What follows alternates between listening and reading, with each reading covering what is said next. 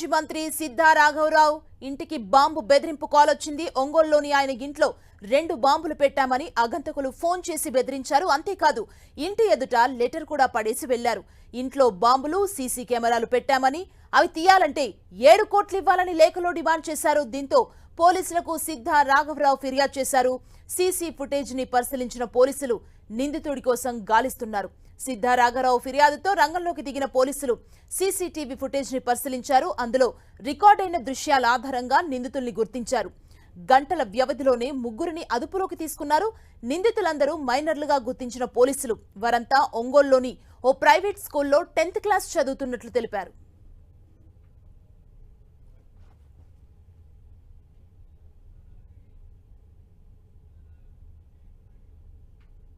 ఒంగోలులో ఉన్న సిద్ధా రాఘవరావు గారి ఇంట్లోనే నైట్ టైం 2 గుర్తు తెలియని వ్యక్తులు వచ్చి అక్కడ ఉన్న వాచ్మెన్ మీద దాడి చేయడం జరిగింది.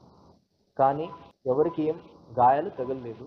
అక్కడ ఉన్న పోలీస్ ప్రొటెక్షన్ పిఎస్ఓ ఉన్నారు. ఆయన వల్ల ఆ వాచ్మెన్ని సేవ్ చేయడం జరిగింది. దాని తర్వాత మేము స్పెషల్ టీమ్స్లు పెట్టి ఆ 2 గుర్తు తెలియని వ్యక్తుల కోసం వెతకడం జరుగుతుంది.